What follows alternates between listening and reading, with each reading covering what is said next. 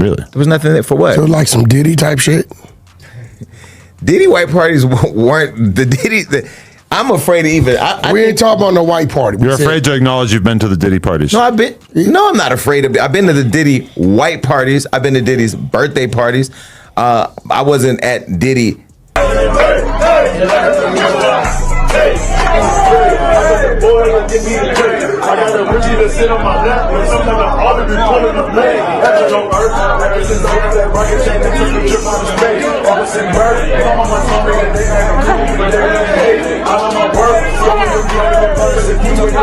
Hey, everybody know ain't no party like a Diddy party, so.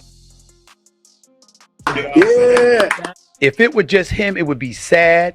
It would be very unfortunate. But I use the word scary because I get the impression, to put it kindly, that his life ain't the only life that's going to be affected. That they ain't after him just to get him. You got Homeland Security involved. You got the feds involved. I got news for you. They ain't coming just for him. They coming for a whole bunch of people. Girl, brace yourself because the gossip is hotter than ever. Word on the street is that some wild footage from Diddy's legendary white parties has surfaced. And it's messier than a kid with spaghetti. We're talking jaw-dropping, pearl-clutching drama that has everyone shaken. I can't spill all the tea yet, but let's just say what happens at Diddy's parties isn't staying there anymore. This isn't your average celeb scandal. This could wreck careers and destroy reputations. Diddy's been hosting these all-white events for years, but this footage, it's making them look way darker. Everyone's wondering if his empire is about to collapse.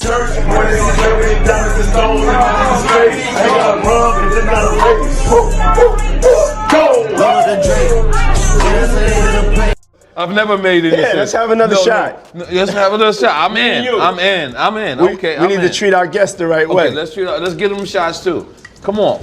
No. This is me and you. All right, I need a shot.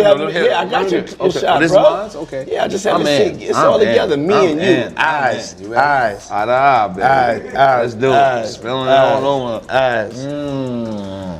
Yeah, I love this drink. Where you put my bag I like at? when you like this, Daddy. Yeah, where you put my bag Daddy, at? I like when you scrambling and scraping for shit. No. I got notes like and that. Shit. I'll be practicing. I got Yeah, notes there you and go. shit. Got your notes. Okay, yeah, I'm not gonna go over with that one. See where I look back on where I became. Did you miss me though? For real, because it seems like a thing. I with miss this partying birthday with party, Puff, man. Man, but I'm talking about for your birthday. Huh? Why won't you party with me for your birthday, man? We partied for my birthday before. You came to my party. No, but me and you ain't never really party. You know what I'm saying? Eyes, brother. Oh, man. Eyes. All thought we knew what went down at Diddy's white party, right? Well, think again. This new footage is flipping everything on its head and has people wondering if that all-white theme was just a cover for something far from innocent. Let's rewind for a moment. Diddy's been hosting these legendary parties since the 90s, and they were the hottest ticket in town for celebs and influencers alike. The guest list, more exclusive than the Met Gala. Picture this, glamorous people in pristine white, sipping champagne, and mingling with Hollywood's elite. It was like paradise, if paradise had a dress code and security tighter than Fort Knox. These parties were where careers were launched, deals were made, and Instagram was flooded with envy-worthy moments. But that flawless image might have just been bleached away with this new footage spreading like wildfire. It's turning those parties into a 50 Shades of messy situation. Enough drama to have publicists and lawyers working overtime. Now, don't get me wrong, these parties weren't all bad. They raised millions for charity and gave us iconic fashion moments, like when Kim K stunned in that body-hugging white dress, or when Beyoncé and Jay-Z made their royal entrance. But honey, this scandal, it's threatening to overshadow all of that in a heartbeat. Because anybody that was associated with him are going to be considered suspect. I'm not saying any names because I ain't trying to do that to anybody. I'm not wishing that on anybody.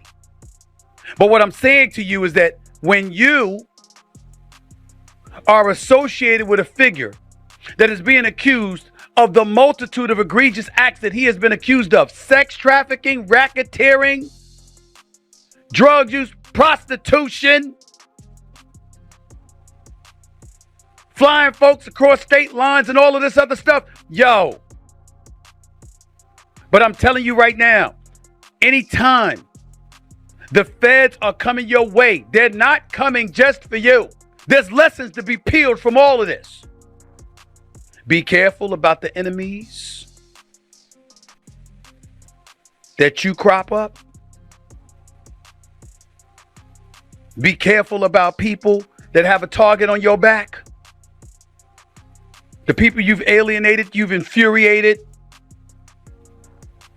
Think about the people he's done business with. Think about the money involved.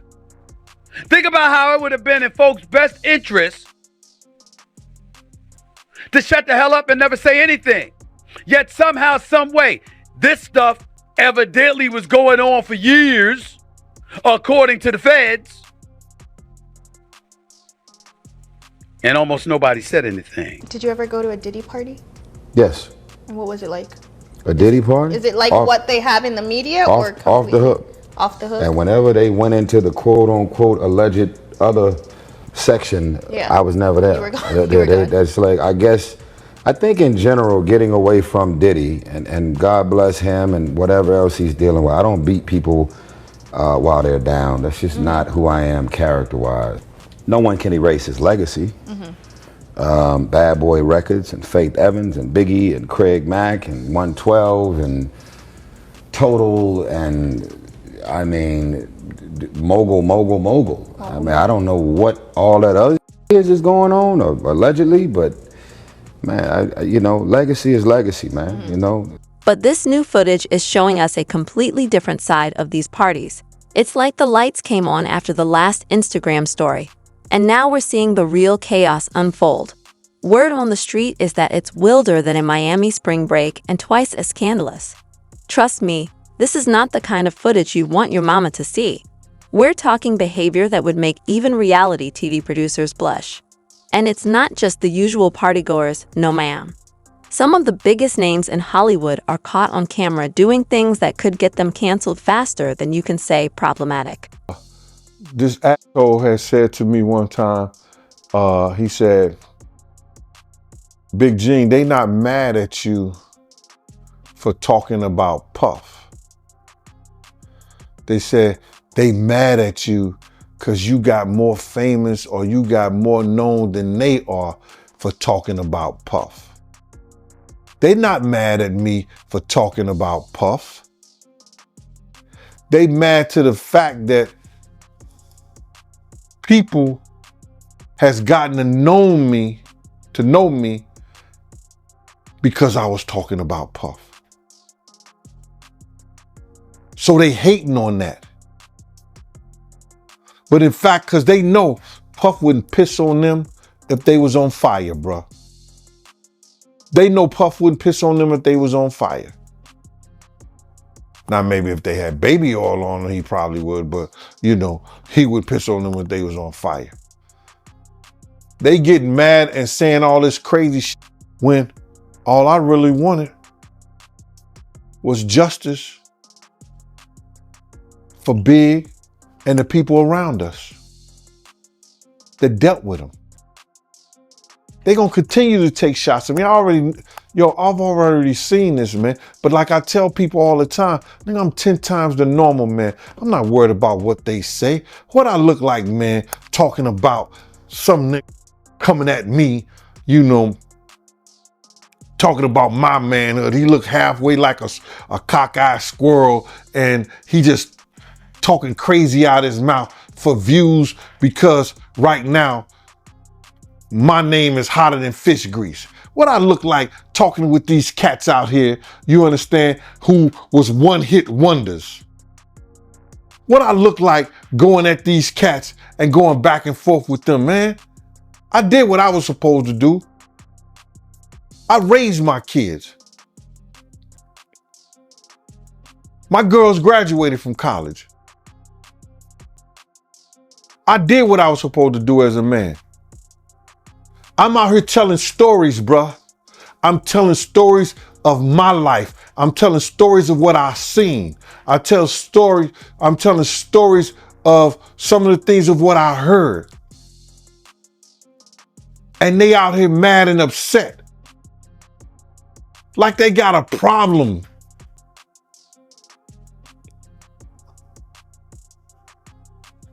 It's crazy, man. But you got to realize this. What we have done, and you responsible for this too, right here on the Art of Dialogue show. You birthed a lot of these YouTube channels. You gave them content to go back and talk about. Because without me on your show, and without you giving this show, a lot of them wouldn't have no content. That's my own personal feeling. That's not the feeling of the Art of Dialogue. That's not the feeling of this TV program. That's my own personal feeling. And yo, let me tell you something. A lot of these rappers that's hating and talking that bullshit, I either help them some kind of way. Do you hear me? When they peoples was home, when they had to get passes for their parolees for parole, or they needed somebody to call in and talk to their parole officer, I was the dude who did that. But you gotta watch who you help sometimes. As for Diddy himself, he's quieter than a church mouse. Insiders say he's in full-blown panic mode. We're talking late-night strategy sessions with his legal team and desperate calls to his celeb friends, begging them to keep their lips sealed tighter than a jar of pickles. This mess is changing how people view Diddy and his crew faster than you can say. Bad boy for life. Folks are starting to wonder if these white parties were less about charity and more about creating a playground where the rich and famous could indulge their wildest fantasies without facing the fallout. Everyone's now asking, just how deep does this rabbit hole go? Started like 91, 92. A lot of us wasn't even educated about the music business then. You know what I'm saying? And then you got to think, even the Locks, they was kids. Mm-hmm. You know what I'm saying? Mace was a kid. You look back at Biggie and Tupac right now, they died at 25. Right.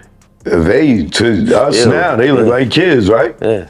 You know what I'm saying? So a lot of people got robbed because they didn't know the business. A lot of people with Bad Boy succumbed to the dark side of the industry, right? The same stuff that Diddy's, they alleging now with the parties, the drugs, the sex.